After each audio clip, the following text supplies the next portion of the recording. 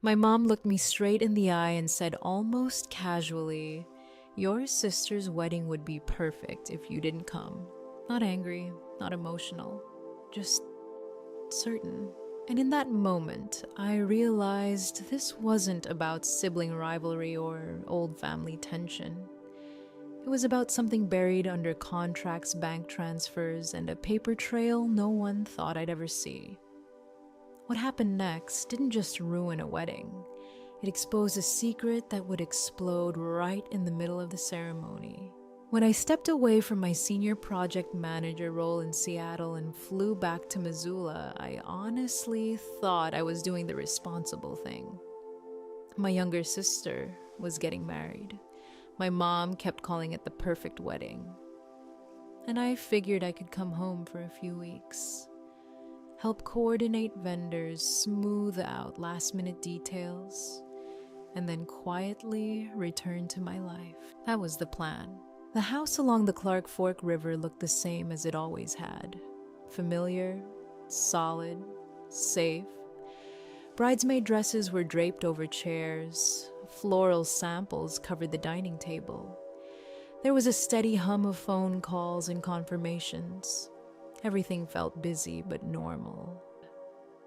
Then, one afternoon, my mom mentioned she needed help locating some insurance documents in the home office. I remember kneeling beside the filing cabinet, flipping through folders labeled in her neat handwriting. I wasn't looking for anything unusual. I wasn't suspicious. I was just trying to help. And that's when I saw it. A power of attorney document dated well after my father's death. I froze. My dad had passed away 10 years ago from a sudden stroke. After that, a trust had been set up, clear, structured, equal between me and my sister. Any major withdrawal from the inheritance account required dual approval. That was non-negotiable. It was one of the few things that made me feel secure after he was gone.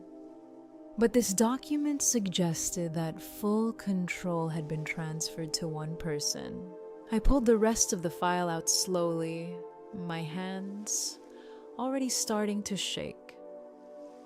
Attached behind it were recent bank records, line after line of transfers, venue deposits, catering services, floral arrangements, custom dress fittings, $45,000, all labeled clearly as wedding expenses, each one processed over the past year, and every single one authorized with only one signature. I didn't need to double-check the trust terms. I knew them by heart.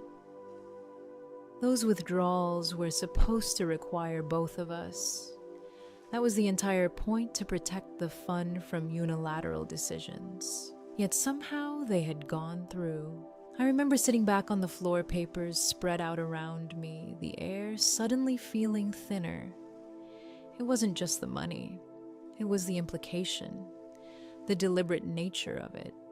The fact that this hadn't happened in one impulsive moment. It had been done carefully, repeatedly.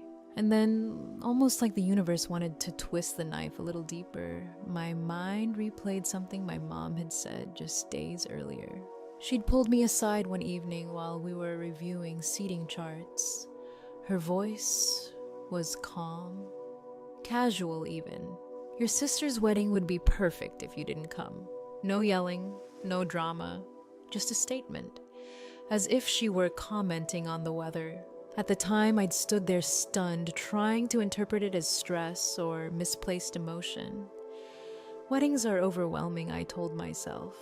People say things they don't mean. But now, sitting there, surrounded by evidence of unauthorized transfers, the meaning shifted.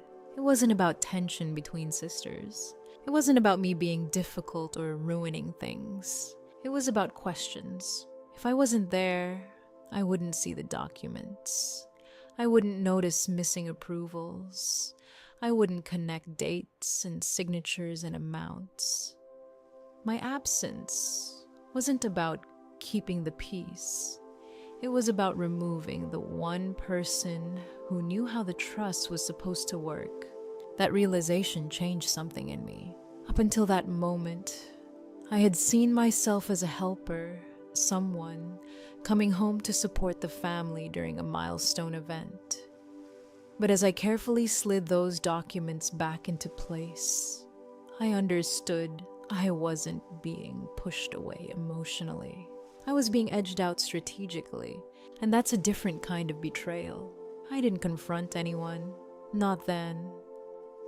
I didn't storm into the kitchen or demand explanations. I just stood up, closed the filing cabinet, and walked out of the office like nothing had happened. But inside, the ground had shifted completely. The wedding was no longer just a celebration. It was a cover. And I just stumbled onto the first crack in the story they thought I'd never question. After that day in the office, I stopped moving through the house like a daughter. I moved like someone gathering proof. On the surface, nothing changed. I still helped compare floral samples.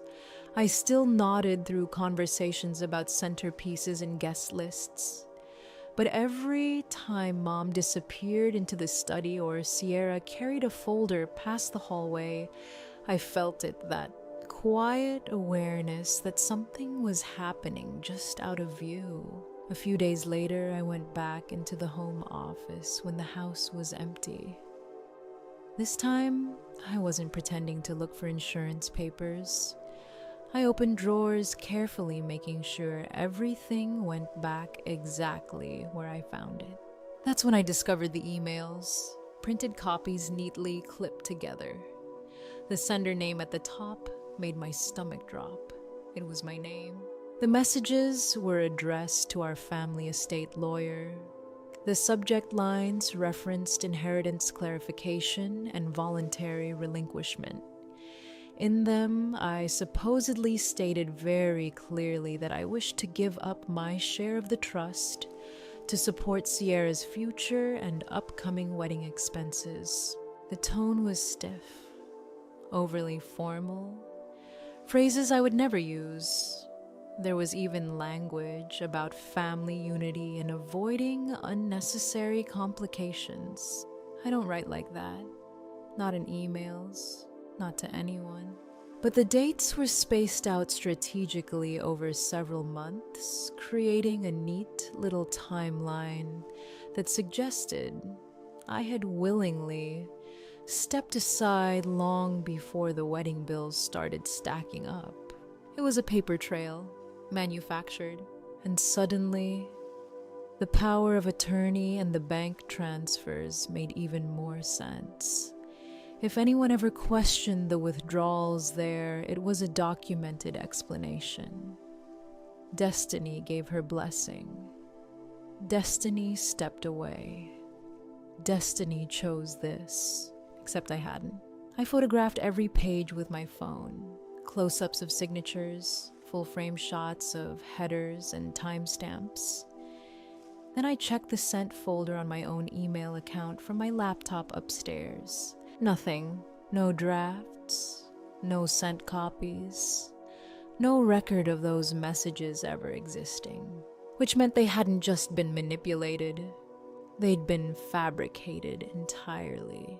That was the moment the situation shifted from questionable to calculated. Still, I needed confirmation from outside the house. Something objective. So later that week, I reached out quietly to Nathan Evans at our local bank branch. He'd known my father for years, handled his accounts personally. If anyone would understand the structure of the trust, it would be him. I asked to meet under the pretense of reviewing some routine matters.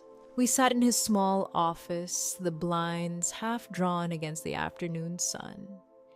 I explained that I needed to verify recent activity on the inheritance account without alerting anyone else. Nathan didn't look surprised, just concerned.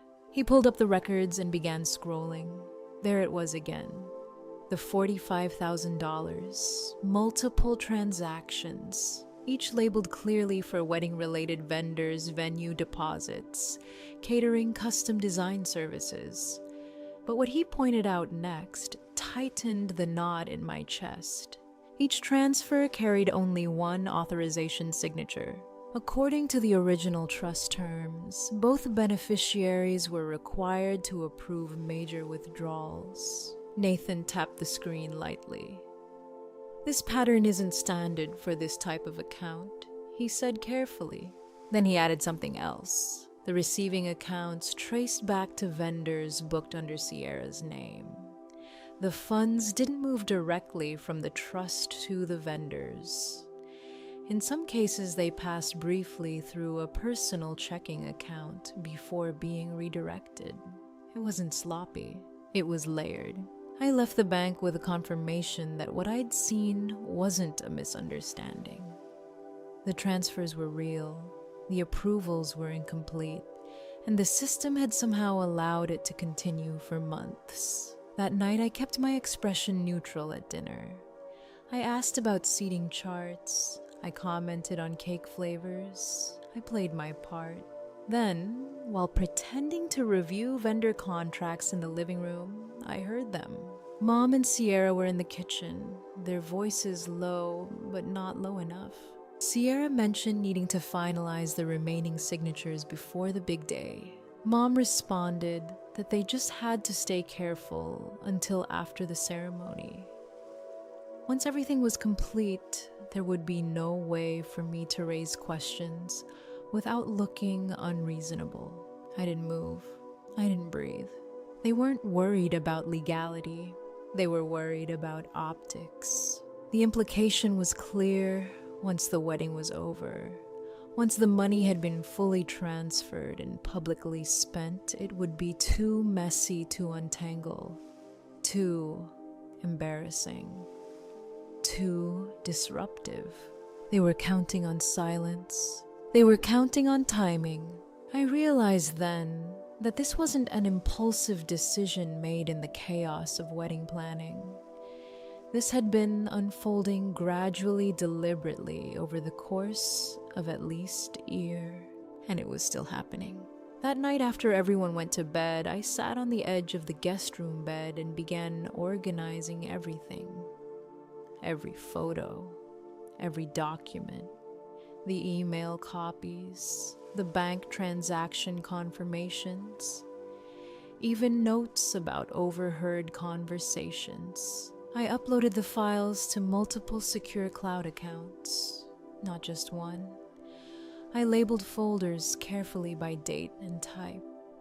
I backed them up to an encrypted drive I kept in my suitcase. I didn't trust anything local anymore. If someone realized I was digging files, could disappear. Computers could malfunction. Paper trails could conveniently go missing. But digital copies stored in multiple places, those were harder to erase. From that point on, I treated every interaction like potential evidence. I paid attention to dates mentioned casually, to which vendors were called, to when Mom accessed the office safe, to when Sierra brought new contracts into the house. And the more I observed, the clearer the pattern became. This wasn't an accident. It wasn't confusion over paperwork. It wasn't a misunderstanding between family members. It was an ongoing strategy built on forged communications, manipulated authority, and carefully timed withdrawals, all designed to keep me out of the picture until it was too late. The hardest part wasn't the financial betrayal. It was sitting across from them at breakfast the next morning, listening to them talk about napkin colors and honeymoon plans, knowing that behind the smiles and wedding excitement was something calculated and cold. And they truly believed I had no idea. That quiet confidence on their side became my advantage. Because while they were finalizing signatures and perfecting centerpieces, I was documenting everything, waiting and making sure that when the truth surfaced, it wouldn't be a suspicion. It would be undeniable. 2 weeks before the wedding, it became clear that What I had inside the house wasn't enough. I had emails that weren't mine, bank confirmations of unauthorized transfers, overheard conversations that hinted at motive. But if this had been unfolding for months, maybe longer, then there had to be more. Something beyond the walls of our home. Something that showed this wasn't just about one account. That's when I reached out to Carla Porter. Carla had been my mom's assistant at her small real estate office for years before being let go abruptly about a year earlier. At the time, the explanation had been vague, downsizing misalignment. But I remembered the tension, the way Carla had left without a proper goodbye. We met quietly at a coffee shop downtown in Missoula. Neutral ground. No family connections lingering in the air. She didn't waste time. After I explained what I'd found, she slid a folder across the table. Inside were copies she'd kept for herself, documents she'd never felt comfortable destroying. It was a mortgage loan application listing our family home as collateral. The appraisal value was inflated far above realistic market estimates. The notes attached to the application referenced upcoming major expenses and projected liquidity needs. And at the bottom was my father's signature, except my father had been dead for 10 years. The signature looked convincing at a glance, but when you stared at it, really stared, it felt off.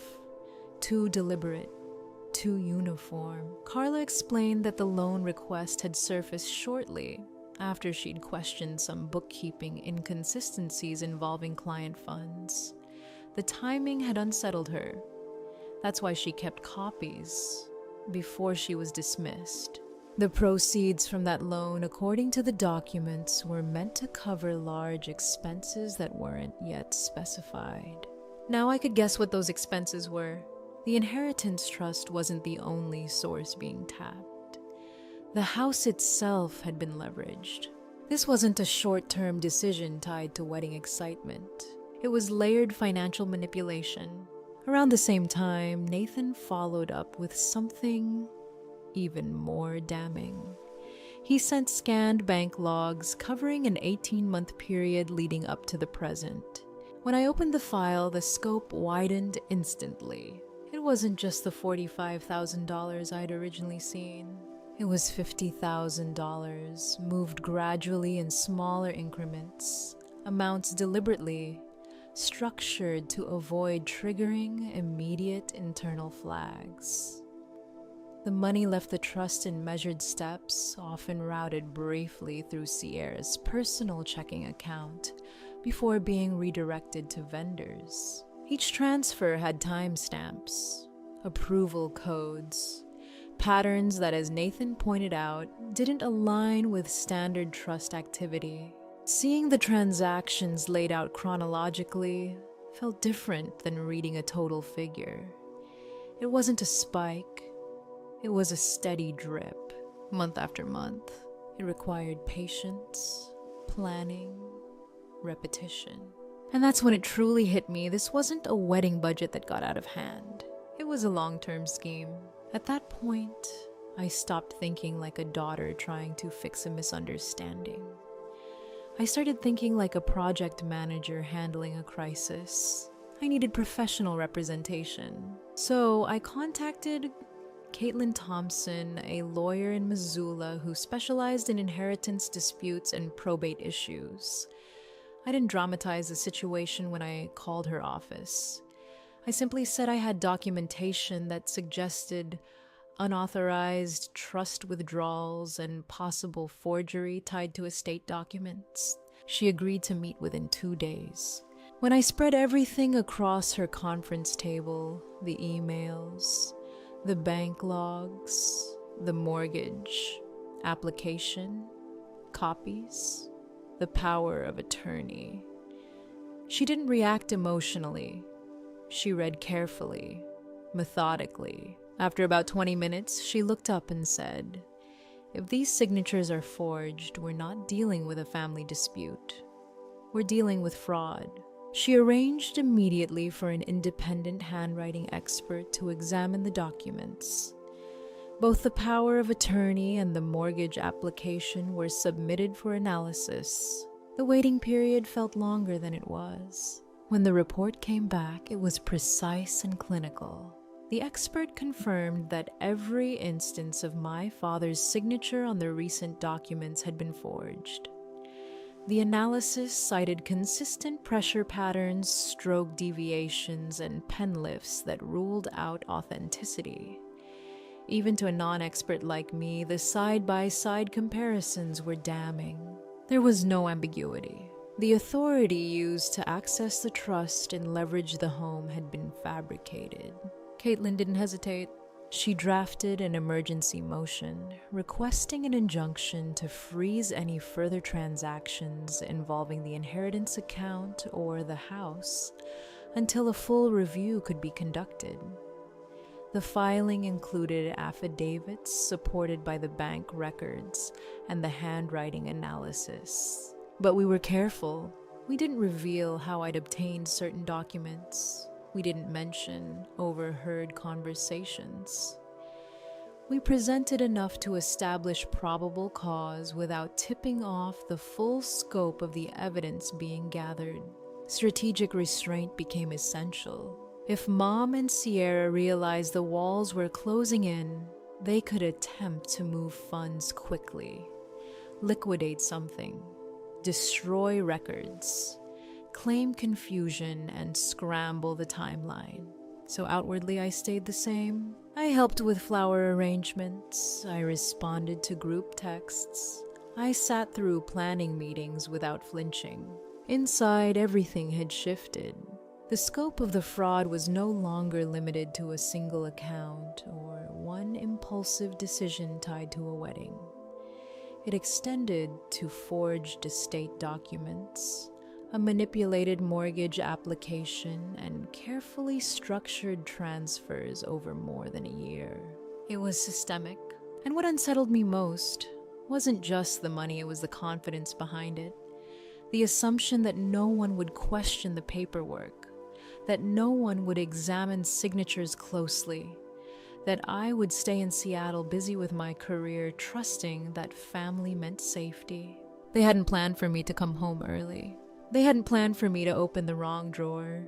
And now, with legal filings in motion and official analysis confirming forgery, the situation had crossed a line that couldn't be undone quietly. The wedding date was approaching fast, and instead of debating seating charts, I was preparing for something much bigger. Not confrontation, not a screaming match across the kitchen table. Something official, something documented, something that would stop the pattern completely. Because at that point, I understood something clearly. If I handled this emotionally, it would become a family argument. If I handled it strategically, it would become a legal reckoning. By the weekend before the wedding, the house had started to fill up. Bridesmaids drifted in and out with garment bags. Old family friends stopped by with wine and congratulations. Laughter bounced off the kitchen walls while decorations were sorted into neat little piles across the dining room table. On the surface, it looked exactly like the beginning of a perfect celebration. Behind the scenes, though, something else was building. It started with Brandy. She had been one of Sierra's bridesmaids years earlier during an engagement that never made it to the altar. I remembered her vaguely from old photos. Bright smile, always standing, just a little too close to the center of attention. That afternoon, while we were separating ribbons and name cards in the kitchen, she struck up a casual conversation. At first, it was harmless. She joked about how this wedding better stick. Then her tone shifted. She told me, almost offhandedly, that during the last engagement, Sierra had convinced her to cover a $10,000 venue deposit. It was supposed to be temporary, just until family funds were released. She'd been promised full reimbursement within weeks. It never came. Months of excuses followed, delays, miscommunications, accounting issues. Eventually, the engagement fell apart. The deposit vanished. And so did the friendship. Brandy didn't tell the story bitterly. She told it like someone who had already accepted the loss.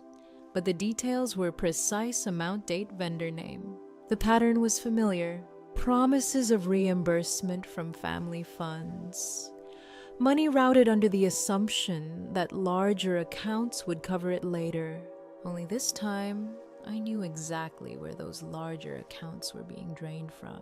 I asked gentle follow-up questions, not accusatory, just curious. She even forwarded me an old invoice screenshot still saved in her email. $10,000. Different year, same behavior. That conversation alone didn't prove criminal intent, but it showed consistency. A willingness to use other people's money under the promise of future repayment that never materialized. Later that afternoon, the official wedding photographer arrived. Haley Ward. She had known my father years ago, back when she handled financial audits for some of his business dealings before switching careers into photography. I hadn't realized she was the one Sierra had hired until she walked through the door with her camera gear slung over her shoulder. While scouting locations around the property, she paused at the dining table where several vendor invoices had been left out carelessly, almost proudly. I watched her eyes flicker over the documents before she adjusted her lens. She didn't say anything immediately, but a few minutes later, my phone buzzed. A message from Haley. I took clear shots of the invoices on the table, dates and amounts visible. Some routing numbers, too. You might want these. Attached were high-resolution photos of the pages, vendor names, payment confirmations, account numbers that matched the ones Nathan and Carla had already flagged. Clean, undeniable. Haley didn't ask for an explanation. She didn't need one.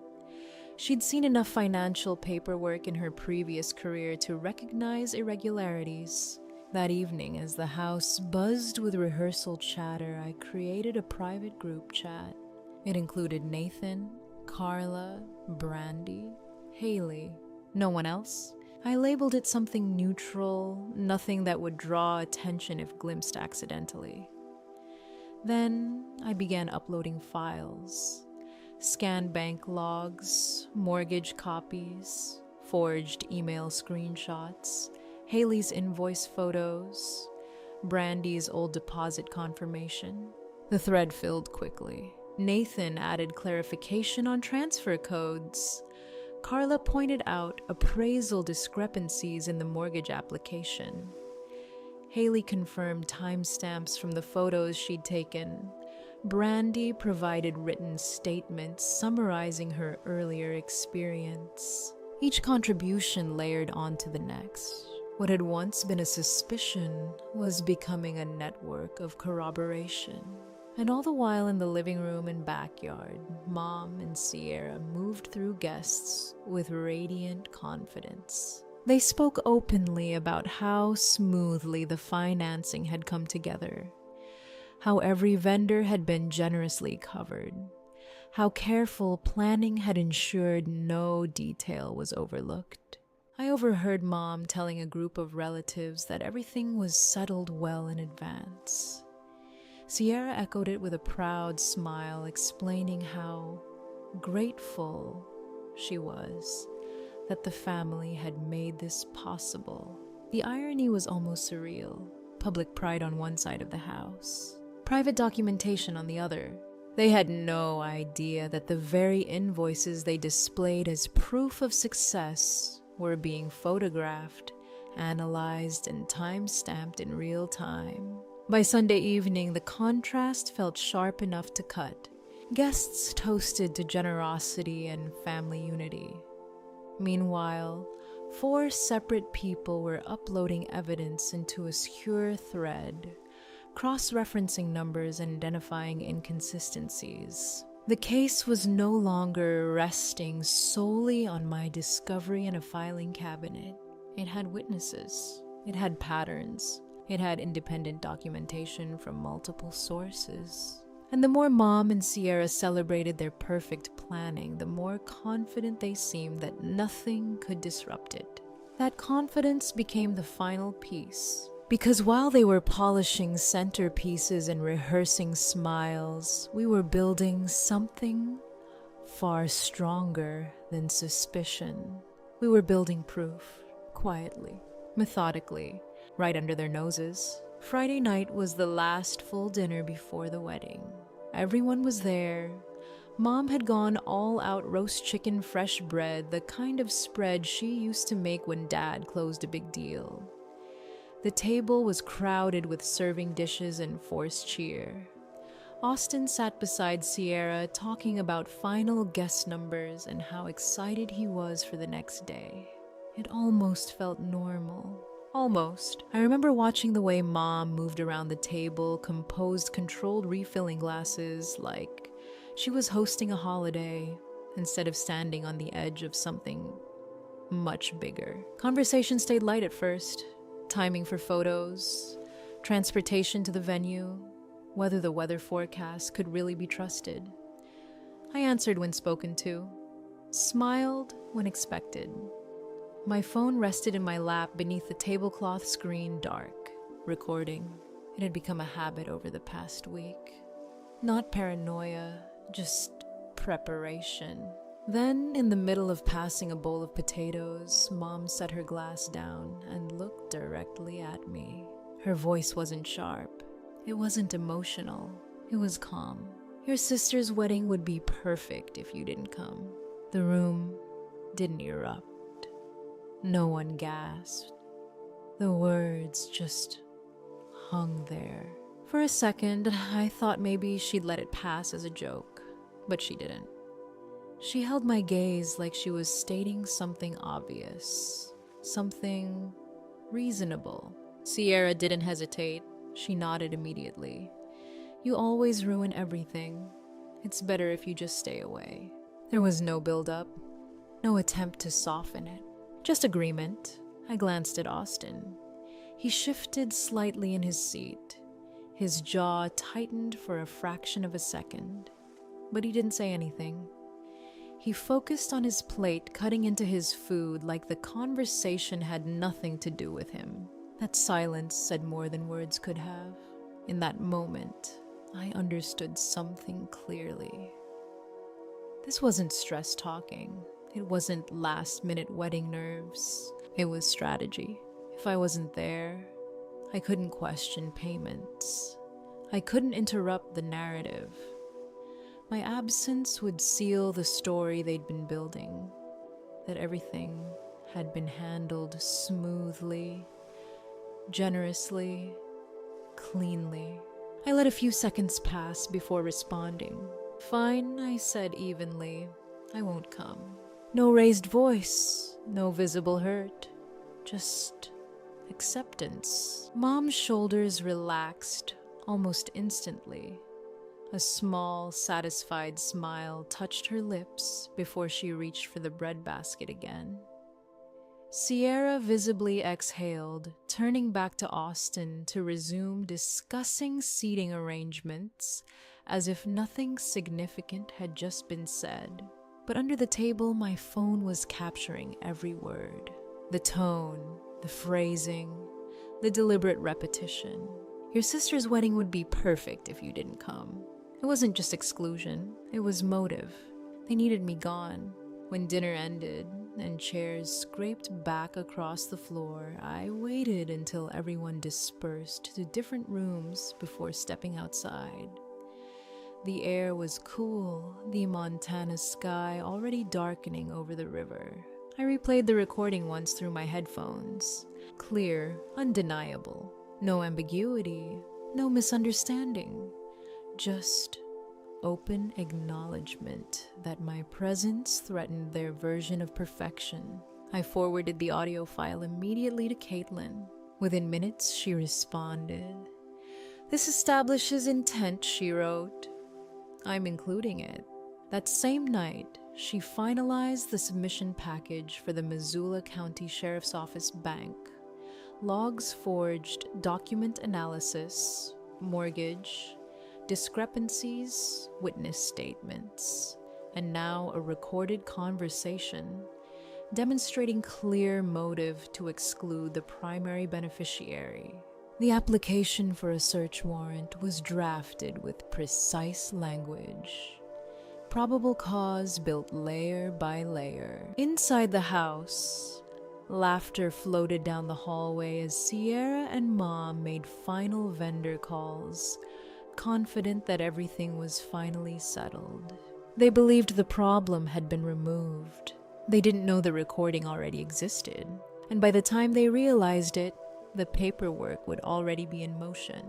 The morning of the wedding broke clear and bright over the ranch barn venue, just outside Missoula. The river moved lazily beyond the fence line, sunlight catching on the water like nothing in the world could possibly go wrong. 150 guests filtered in, family friends, local business owners, old neighbors who had known us since childhood. Folding chairs lined the aisle. Wildflowers framed the wooden arch. Soft music drifted through the open doors of the barn. It looked effortless, thoughtfully planned, perfect. Mom floated between guests with visible pride, introducing Austin to longtime acquaintances, repeating how grateful she was that everything had come together so beautifully. More than once, someone asked about me. I wasn't there. Each time, Mom smiled lightly. She decided to sit this one out at the last minute, she said, as if it were no big deal. Sierra echoed the explanation with a small shrug. It's better this way. People accepted it. Weddings have drama. Families are complicated. The music swelled and the questions faded. Austin took his place at the front, straightening his jacket. The officiant called everyone to their seats. Conversation softened into a gentle hum. Phones were lifted discreetly, ready to capture the moment. The processional began. Sierra stepped forward, arm looped through Mom's. Applause rippled lightly before settling into silence. She reached the altar. The officiant smiled warmly and began speaking about love, commitment, and building a lasting legacy. Guests leaned in. Some dabbed at their eyes. And then it happened. The sound of tires crunching over gravel cut through the ceremony. Heads turned toward the entrance as several sheriff's vehicles pulled up along the drive. Doors opened. Uniformed deputies stepped out, followed by Caitlin Thompson walking steadily with a folder of official documents in her hands. The music faltered. The officiant paused mid-sentence. A ripple of confusion moved through the seated rows as the deputies approached the aisle. Their presence wasn't frantic. It was controlled, purposeful. Caitlin didn't rush. She walked forward until she reached the front, nodding briefly to the officiant before addressing the gathering. I'm here with a court-approved warrant, she said clearly, her voice carrying across the barn. It pertains to allegations of forgery and unauthorized financial transfers connected to the Hayes estate. The words landed heavy. Murmurs broke out instantly. Caitlin opened the document and began reading aloud. Specific references, forged signatures on power of attorney forms, a falsified mortgage application, unauthorized transfers totaling $95,000 from an inheritance trust. Each number echoed louder than the last. Mom stood frozen beside the floral arch color draining from her face as the details matched exactly what had been hidden for over a year. Sierra's hand tightened around her bouquet knuckles, whitening. This warrant authorizes immediate investigation and temporary detention for questioning. Caitlin continued, steady and precise. A deputy stepped forward. Patricia Hayes and Sierra Hayes, you'll need to accompany us. Gasps spread through the audience. Chairs scraped. Someone whispered, "Is this real?" Sierra shook her head quickly. "This is a misunderstanding," she said, her voice cracking for the first time that day. "There's been some mistake." Mom didn't argue. She didn't shout. She simply stared ahead, jaw clenched, as if calculating whether there was still a way out. Haley moved from her position near the side aisle and quietly confirmed to deputies that she had documented vendor invoices matching the unauthorized payments. Nathan stepped forward with printed summaries of the bank transfers. Carla handed over copies of the inflated mortgage appraisal. Brandy spoke clearly about her missing $10,000 deposit from years earlier. The pieces connected in real time right there, between the wooden beams and flower arrangements. Phones were no longer discreet. They were everywhere. Guests held them high, recording from multiple angles as deputies guided Mom and Sierra down the aisle that had been meant for vows.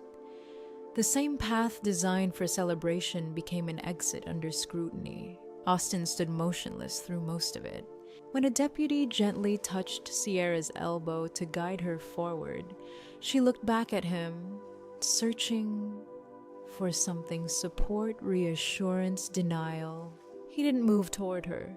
He released her hand quietly and stepped back instead. Then, without a word, he turned and walked toward the parking area, loosening his tie as he went. The symbolism didn't go unnoticed. Within minutes, the festive atmosphere had collapsed completely. Conversations turned sharp and hushed. More than half the guests began gathering purses and jackets, offering vague excuses as they made their way toward their cars. The barn emptied in waves. Outside the venue, videos were already being uploaded. By the time the last sheriff's vehicle pulled away, clips of the interrupted ceremony were circulating through local Missoula social media groups. Names weren't confirmed yet, but faces were recognizable. The headline practically wrote itself. A wedding halted mid-vow, allegations of inheritance fraud, detention at the altar. What was meant to be remembered as a perfect day had transformed into something no one there would ever forget. And it had unfolded exactly at the moment they thought everything was finally safe. 6 months later, we were no longer standing in a barn filled with flowers and whispers. We were in probate court. No music, no decorations.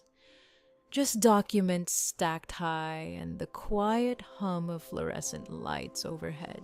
The judge reviewed everything: handwriting analysis, confirming the forged signatures, the layered bank transfers, the inflated mortgage application, the witness statements.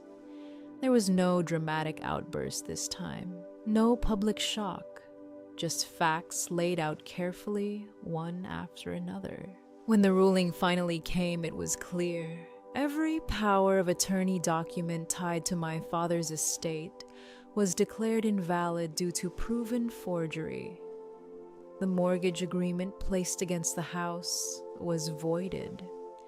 The unauthorized transfers, $95,000 in documented withdrawals, along with additional penalties, brought the restitution total to $150,000. Mom and Sierra were ordered to repay it.